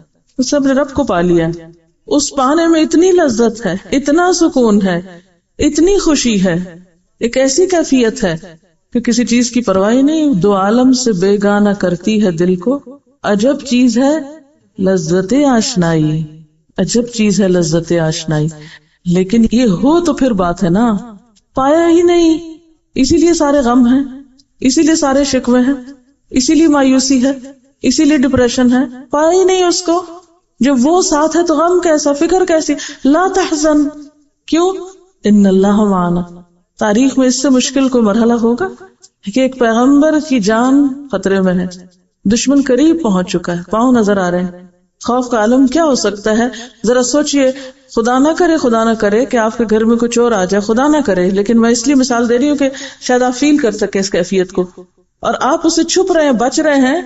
کبھی آپ نے امیجنیشن میں بھی سوچا ہوگا کہ اگر کوئی آ جائے تو میں کہاں چھپوں گی، کیسے کنڈی لگاؤں گی، کہاں گھسوں گی؟ ہوتا ہے نا. تو آپ چھپ رہے ہیں، بچ رہے ہیں، اور وہ جہاں آپ چھپے وہاں تک پہنچ جاتا ہے. کیا کیفیت ہوگی آپ کی؟ ذرا تصور میں لائیں. دل کا عالم کیا ہوگا کہ جب آپ کی جان کے دشمن آپ کے پاس پہنچ جائیں اور اس وقت ایسا اطمینان ہو کہ لا تحزن ان اللہ معنا. ایک شخص تلوار تان کے کھڑا ہے، بچاؤ میرے ہاتھ سے، تمہیں کون چھڑا سکتا ہے؟ تو کہتا ہے میرا اللہ. یہ ہے رب کو پانا کہ اگر اس کی مدد میرے ساتھ ہے کوئی نقصان نہیں دے سکتا، اور اگر اس نے مدد سے ہاتھ کھینچ لیا تو کوئی کام آ ہی نہیں سکتا، کوئی بچا ہی نہیں سکتا. لیکن ہم چھوٹے چھوٹے مسئلوں پہ اتنے گھبرا جاتے ہیں، اتنے آپ پہ سے باہر ہو جاتے ہیں کہ اس سے اہم ترین کام چھوڑ کے بیٹھ جاتے ہیں. کیسے کام ہوں گے؟ کیسے آپ آگے بڑھیں گے اگر ہر چیز آپ کو گرانے اور توڑنے اور ضائع کرنے کے لیے کافی ہے؟ چھوٹی چھوٹی، یعنی ابھی ہوا کا جھونکا چلا نہیں تو آپ گر پڑے. تو اللہ کے راستے میں اگر آپ نکلے ہیں تو پھر آپ کو ایمان کی مضبوطی کی ضرورت ہے، اور جب تک اس کو نہیں پایا اس کے راستے میں کام ہو نہیں سکتا جب تک اس کے لیے خود کو خالص نہیں کرتے. پھر مومن کے لیے دو بڑے ہتھیار ہوتے ہیں شیطان کے وسوسے سے بچنے کے لیے اور شیطان سے نجات پانے کے لیے، ایک دعا اور ایک سجدہ. واسجد واقترب. قربت کا طریقہ کیا ہے؟ سجدہ. واسجد واقترب. کوئی مشکل ہے؟ واسجد واقترب. لیکن ہم کتنی مشکلات میں نماز سے کام لیتے ہیں. کوئی دکھ، کوئی پریشانی آئے اور پھر واقعی سچے دل سے نماز پڑھے، ہو نہیں سکتا کہ دور نہ ہو. آج نہیں کل نہیں پڑھتے، اور اگر وہ جا نہیں رہی تو کم از کم آپ اطمینان میں آ جائیں گے. اور دوسرا سرگوشیاں رب سے. کس کو کہتے ہیں سرگوشیاں؟ دعا. یناجی ربہ، مانگے اس سے. اور تیسرے صدقہ خیرات. لن تنالوا البر حتی تنفقوا مما تحبون. اللہ کی مدد، محبت، رحمت آ نہیں سکتی جب تک کہ اپنی پسندیدہ ترین چیز اس کے لیے نہ خرچ کر دو. رب کو پانے کے لیے جتنی بھی چیزیں رکاوٹ بنی ہوئی نا، ان کی قربانی جب تک نہیں ہوگی اس وقت تک نہیں بات بنے گی. کسی نے پوچھا کہ یعنی رب کو پانے کے لیے کیا کرنا ہوگا، ایک تو میں نے مختصراً بتا دیا، لیکن یہ ہے کہ اس میں پتہ کیا ہے، اللہ تعالیٰ کو پانے کے لیے صرف کتابیں پڑھنا کافی نہیں ہوتا، یہ صرف کلاس میں بیٹھ جانا کافی نہیں ہوتا. اگرچہ ان لوگوں کی محفل اور مجلس اور کمپنی بہت فائدہ مند ہوتی ہے کہ جو رب کو پائے ہوئے ہوں، لیکن اس کے ساتھ ساتھ بات یہ ہے کہ جب تک آپ رب کے ڈالے ہوئے امتحان میں رب کو نہیں تھامتے اس وقت تک یہ لطف نہیں پا سکتے آپ.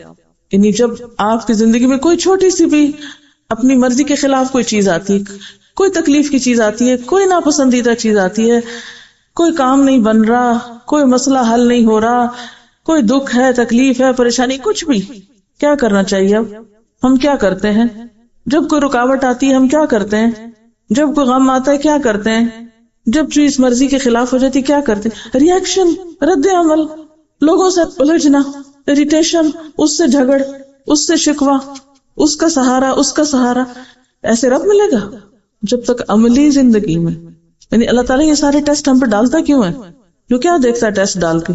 وَلَنَبْلُوَنَّكُمْ بِشَيْءٍ مِّنَ الْخَوْفِ وَالْجُوعِ.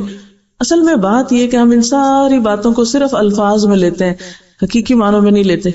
قدم قدم پہ امتحان ہے زندگی میں، لمحے لمحے پہ آزمائش ہے. وہاں ہم کھلتے ہیں کہ اب ہم کیا کرتے ہیں.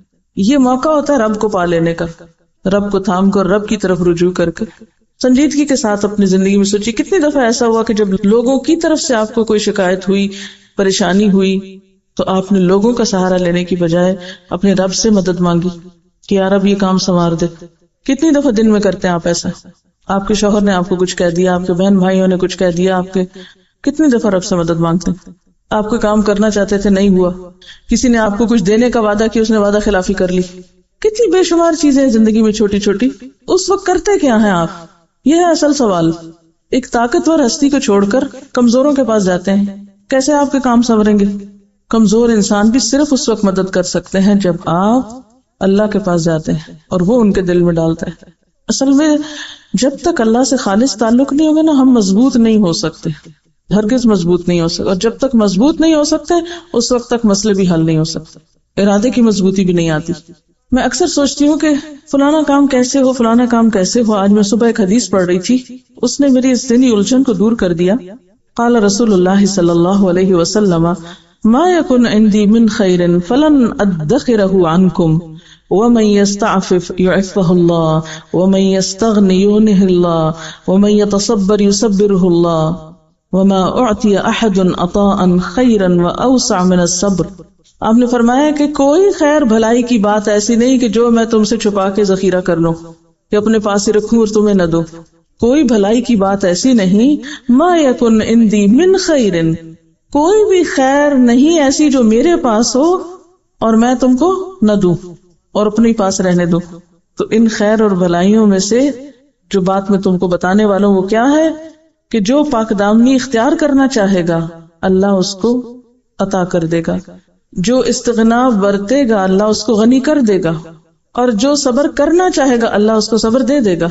اور صبر سے بڑھ کر اور وسیع تر تو کوئی عطا ہے ہی نہیں جو کسی کو دی گئی ہو. اب ان تینوں چیزوں میں جو عفت و پاک دامنی اختیار کرنا چاہے گا اللہ اس کے لیے آسانی کر دے گا، جو غنی ہونا چاہے گا، بے پرواہ ہونا چاہے گا اللہ اس کو کر دے گا، اور جو صبر کرنا چاہے گا اللہ اس کو دے دے گا. تو اس میں کس پہ ڈالا گیا؟ پھر سب کچھ بندے پہ ڈالا گیا. کرنا چاہو گے تو مل جائے گا. وما يلقاها الا الذين صبروا وما يلقاها الا ذو حظ عظیم. تو صاحب قسمت ہونے کے لیے صبر کی کیفیت اختیار کرنی ہوگی. اور صبر کیسے آتا ہے؟ من يتصبر يصبره اللہ. جو صبر کرنا چاہے گا اس کو صبر ملے گا، اور جو صبر کرنا ہی نہیں چاہتا اس کو صبر نہیں ملے گا. جو صبر کا ارادہ کرے گا، نیت کرے گا کہ مجھے کرنا ہے، روکے گا جو اپنے آپ کو، اللہ اس کے لیے اس کو آسان کر دے گا. اور صبر سے بڑھ کر تو بڑی نعمت کسی کے پاس ہے ہی نہیں. اب آپ دیکھیں کہ جتنی بھی آپ کی زندگی میں مشکلات آتی ہیں ان کو آپ دو طریقوں سے حل کر سکتے ہیں، ایک صبر اور ایک بے صبری. صبر کیسے؟ صبر کے ساتھ مشکلات کا حل کیسے؟ وَاسْتَعِينُوا بِالصَّبْرِ وَالصَّلَاةِ. کیسے؟ صبر کے ساتھ کیسے؟ انتظار کرو، انتظار کرو، سپیس دو، مہلت دو. ذرا رک جاؤ، ٹھہر جاؤ، کیوں جلدی کرتے ہو؟ ہماری سب سے بڑی مشکل جلد بازی۔ اصل مشکل یہ ہے کہ ہم سب قرآن بھی پڑھ جاتے ہیں، دین کی خدمت بھی شروع کر دیتے ہیں، مگر محسوس نہیں ہوتا کہ وہ اخلاق ہمارے اندر آ گیا ہے جو قرآن پیدا کرنا چاہتا ہے، جو کان خلقہ القرآن تھا وہ نہیں نظر آتا۔ اور اس کی بنیادی وجہ کیا ہے؟ ربنا اللہ کہتے تو ہیں لیکن پایا نہیں۔ کہاں سے پتہ چلتا ہے؟ خوشی اور غم کے مواقع، نعمت کے ملنے اور چھننے پر ہمارے رویے، ہمارے معاملات اور ہماری بے صبری اور ہمارا دین پر استقامت کا اختیار نہ کرنا۔ ہمارے اپنے گھروں میں یا خاندان میں تعلقات اچھے کیوں نہیں ہوتے؟ ہم اپنے اوقات کو کس طرح استعمال کر رہے ہیں؟ پھر ہم اپنا فیصلہ کریں کہ ہم کامیابی کے راستے پہ جا رہے ہیں یا ناکامی کی طرف بڑھ رہے ہیں، اور اس کا ہمیں احساس تک بھی نہ ہو۔ اور یہاں بھی جو کہتا ہے نا ادفع باللتی ہی احسن فاذا الذی بینک وبینہ عداوۃ کأنہ ولی حمیم، یہ اتنا افیکٹو فارمولا ہمارے لیے کیوں افیکٹو نہیں ہے؟ ہمارے لیے کیوں فائدہ مند نہیں؟ ہمارے ذریعے دین کو وسعت کیوں نہیں مل رہی؟ ہمارے ذریعے انسانیت کا بھلا کیوں نہیں ہو رہا؟ انہوں نے یہاں سوال کیا ہوا ہے کہ اگر اللہ سے مدد مانگے، فوراً صلاۃ حاجت بھی پڑھی جائے مگر جذبات انسان پہ غالب ہوں، تو اس کا مطلب ہے کہ انسان حقیقتاً اللہ سے مدد نہیں مانگ رہا، جذبات سے مغلوب ہونے سے مراد ہے رونا، غصہ وغیرہ۔ دیکھیے کہ رونے کی کیفیت یا غصے کی یہ سب ہماری انسانی کیفیات ہیں، لیکن کوئی بھی چیز اپنے حد کے اندر تو ٹھیک ہے، لیکن کسی بھی چیز یا کیفیت کا ہمارے اوپر اس طرح غالب آ جانا کہ اس سے ہمارے معاملات بگڑنے لگے، ہم اپنے اصل سے ہٹنے لگے، ہم اپنا راستہ چھوڑنے لگے، یا پھر یہ کہ ہم انسانوں کے ساتھ تعلقات خراب کرنے لگے، تو یہ ناپسندیدہ ہے۔ یعنی رب کو پانے کا مطلب کیا ہے؟ مثلاً کوئی کیفیت ایسی ہے کہ جس میں آپ کو بہت کسی نے ہرٹ کیا اور آپ کو بہت رونا آ رہا ہے، تو یہ تو نہیں کہا جائے گا کہ آپ روئے نہیں، لیکن یہ رونا ایسا رونا نہ ہو کہ جس سے آپ کی جو ذمہ داریاں ہیں، جو آپ کے فرائض ہیں یا جو آپ کے کام ہیں وہ متاثر ہو جائے۔ حضرت یعقوب علیہ السلام سے بڑا غم کس پہ آیا تھا؟ جو ساری زندگی حضرت یوسف علیہ السلام کی جدائی میں ایک طرح سے واقعی متاثر تھے، لیکن کیا ان کے کار نبوت پہ کوئی اثر پڑا؟ نبی صلی اللہ علیہ وسلم سے بڑھ کے تکلیفیں کس پر آئی تھی، لیکن کیا آپ کی ذمہ داریوں میں سے کسی ذمہ داری پر کوئی اثر پڑا؟ ہمارے ساتھ یہ کیوں ہوتا ہے کہ ہم پر کوئی غیر معمولی کیفیت آتی ہے تو ہم سب سے پہلے اپنی ذمہ داریوں سے فرار حاصل کرنے لگتے ہیں، ہاتھ پاؤں چھوڑ کے بیٹھ جاتے ہیں، مایوسی کی کیفیت طاری ہونے لگتی، جذباتیت سے کام لیتے ہیں۔ یہ ٹھیک نہیں ہے۔ مومن کا دل تو ہمیشہ غمگین ہوتا ہی ہے۔ اس دنیا میں رہ کے مومن خوش کیسے ہو سکتا ہے؟ جو اتنی اونچی چیز کو پالے اس کا ان چیزوں پہ دل لگے گا؟ اس کا دنیا کی رونقوں میں دل لگے گا؟ سوال ہی پیدا نہیں ہوتا۔ کوئی چیز اس کے ٹیسٹ کی ہو ہی نہیں سکتی، کوئی چیز اس کی پسند کی ہو ہی نہیں سکتی دنیا میں، پھر کیونکہ اس کی پسند اور اس کے ٹیسٹ تو بہت بدل چکا ہے، وہ تو بہت اعلیٰ چیزوں کا خریدار بن چکا ہے، وہ ان رونقوں میں گم ہو ہی نہیں سکتا۔ وہ کیسے خوش ہو سکتا ہے؟ اس کو وہ خوشی حاصل نہیں ہو سکتی، وہ دنیا کے اندر اس طرح کھو بھی نہیں سکتا، اس طرح انجوائے کر ہی نہیں سکتا۔ وہ رہتا ہے دنیا کے اندر لیکن اس کا دل نہیں ڈوبتا اس میں، جیسے وہ کشتی پانی کے اوپر تیرے، پانی کے اندر ہے لیکن ڈوبی ہوئی نہیں، ڈوبے تو گئی۔ تو اسی طرح مومن بھی دنیا میں رہتا ہے، ان سب چیزوں کو استعمال کرتا ہے، لیکن کسی بھی چیز کی محبت اس کو ناکارہ نہیں بناتی۔ اسی طرح جیسے غصہ ہے، غصہ اپنی جگہ ہے، غصہ آئے گا، مرضی کے خلاف چیزوں کی تو غصہ کیسے نہیں آئے گا، لیکن غصے میں بد اخلاقی کی حدوں کو جا چھونا اور غصے میں اس طرح آپے سے باہر ہونا کہ انسان اللہ کی حدود پار کرنے لگے یا انسانوں کے حق دینے سے انکار کر دے، تو یہ غیر حکیمانہ چیز ہے۔ ایمان اتنی وزنی چیز ہے کہ آپ کی شخصیت میں ٹھہراؤ آتا ہے، استقامت آتی، اسٹیبلٹی آتی ہے، اعتدال آتا ہے۔ یہ جو بات ہے نا موڈ سوئنگز، وہ کیا چیز ہوتی ہے موڈ سوئنگز؟ مومن کو تو کسی موڈ سوئنگ کا نہیں پتا ہوتا۔ کیا رب کو پانا مستقل خوف کی کیفیت ہے؟ ہرگز نہیں، مستقل ٹھہراؤ کی کیفیت ہے، مستقل ٹھہراؤ کی کیفیت ہے۔ غم میں بھی ٹھہراؤ، خوشی میں بھی ٹھہراؤ، کسی سے ناراضگی میں بھی ٹھہراؤ، کسی سے محبت میں بھی ٹھہراؤ، ہر چیز میں ٹھہراؤ۔ رب کو اگر ہم پہلے لفظ کا پتہ چلے یہ رب کیا ہے تو اس سے زیادہ بات سمجھ میں آئے گی۔ حضرت ابراہیم علیہ السلام نے رب کا تعارف کن الفاظ میں کروایا تھا؟ قرآن پاک میں آتا نا، افرأیتم ما کنتم تعبدون انتم وآباؤکم الاقدمون فانہم عدو لی الا رب العالمین۔ کون ہے رب؟ الذی خلقنی فہو یہدینی والذی هو یطعمنی ویسقینی وَإِذَا مَرِضْتُ فَهُوَ يَشْفِينِي، اور اس میں مرض روحانی جسمانی سب آتی۔ وَالَّذِي يُمِيتُنِي ثُمَّ يُحْيِينِي وَالَّذِي أَطْمَعُ أَن يَغْفِرَ لِي خَطِيئَتِي يَوْمَ الدِّينِ۔ رب هب لي حكما وألحقني بالصالحين واجعل لي لسان صدق في الآخرين واجعلني من ورثة جنة النعيم واغفر لأبي إنه كان من الضالين ولا تخزني يوم يبعثون يوم لا ينفع مال ولا بنون إلا من أتى الله بقلب سليم وأزلفت الجنة للمتقين وبرزت الجحيم للغاوين وقيل لهم أين ما كنتم تعبدون من دون الله هل ينصرونكم أو ينتصرون فكبكبوا فيها هم والغاوون وجنود إبليس أجمعون قالوا وهم فيها يختصمون تالله إن كنا لفي ضلال مبين إذ نسويكم برب العالمين وما أضلنا إلا المجرمون فما لنا من شافعين ولا صديق حميم فلو أن لنا كرة فنكون من المؤمنين إن في ذلك لآية وما كان أكثرهم مؤمنين وإن ربك لهو العزيز الرحيم. یہ ہے پوری کیفیت ہی. پورے ڈائلاگ جو ہے وہ رب کی پہچان اور رب کے ساتھ جس کا تعلق مضبوط ہوتا ہے اس کے پھر احساسات، اور جو رب کے علاوہ غیر رب پر توکل کرتے ہیں پھر ان کی کیفیات اور ان کا انجام. سورۃ شعراء ہے آیت نمبر 75 سے. اصل بات یہ ہے کہ رب وہ ہے جس کے ہاتھ میں ہم اپنا ہر نفع اور نقصان سمجھتے ہیں، جس پر اپنی ساری توقعات اور تمنائیں اور آرزویں رکھتے ہیں، ہر مشکل میں اور ہر غم میں جس کو سب سے پہلے رکھتے ہیں. اور پھر الذی خلقنی فہو یہدینی، اسی سے رہنمائی طلب کرتے ہیں. یطعمنی ویسقینی، یہی فکر ہے نا ہماری.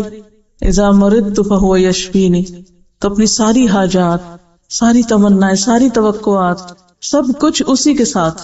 مشکل یہ ہے کہ ہم سمجھتے ہیں شرک کرتے ہیں وہ کافر اور وہ معلوم نہیں کہاں کہاں کے لوگ اور وہ، لیکن ہم نے اپنے دل کے خانوں میں جس چیز کو بٹھایا ہوا ہے، کسی کو رزق کا مالک سمجھتے ہیں، کسی کو صحت کا مالک سمجھتے ہیں.